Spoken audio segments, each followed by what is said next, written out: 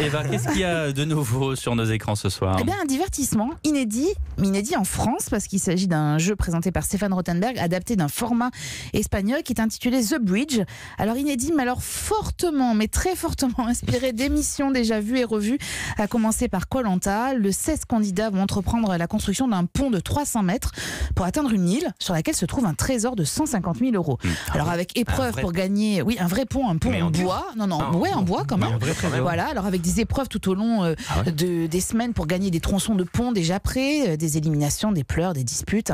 C'est à voir sur M6 à 21h. Bon, on sent votre engouement pour ça. Est-ce qu'il y a un programme qui vous a un peu plus plu? C'est pas bien. Oui. C'est pas bien. C'est moyen. C'est un jeu d'aventure qu'on a déjà vu. Ouais, mais Koh-Lanta, c'est bien. Mais c'est pas mal. Non, mais vous passez un bon moment. C'est un divertissement. C'est pas le truc d'Eva, quoi. C'est pas mon truc, je vous avoue. Les trésors, c'est pas son truc. Ouais, les trésors, j'aime pas 150 000 ça. euros, c'est pas Non, assez. j'aime pas l'argent.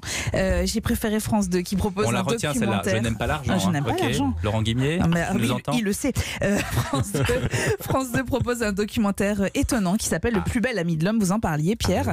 Le réalisateur de films animaliers, Frédéric Fouget, a décidé de s'intéresser aux chiens et aux liens qui les unissent à l'homme. Une relation née il y a 30 000 ans.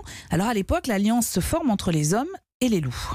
On sait aujourd'hui que les chiens qui peuplent la planète, qui sont aujourd'hui 1 milliard, sont tous issus d'un très petit nombre de louves grises, peut-être une dizaine. Tous, sans exception. Du minuscule chihuahua au grand Saint-Bernard. Alors vous avez peut-être reconnu la voix de Frédéric Lopez qui va vous narrer ce documentaire et qui vous offre un tour du monde et surtout un voyage dans le temps pour comprendre comment les chiens sont d'abord devenus les protecteurs de nos cultures, puis les gardiens des animaux domestiqués et comment des races sont nées. Peu avant Jésus-Christ, les Romains créent l'ancêtre du Rottweiler pour accompagner les troupeaux servant au ravitaillement des soldats de l'Empire. Au 19e siècle apparaissent quelques-unes des races populaires d'aujourd'hui. Le berger allemand, le border collie pour mener les troupeaux, le Shetland, le bouvier suisse, le berger belge, le berger des Pyrénées. Alors vous le verrez, et c'est là où c'est intéressant.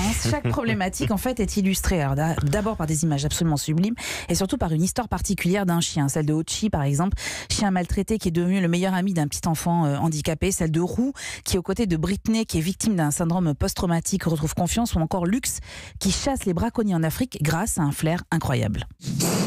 300 millions de cellules nerveuses capables d'identifier une infinité de molécules odorantes. Au passage, l'homme n'en a que 5 millions.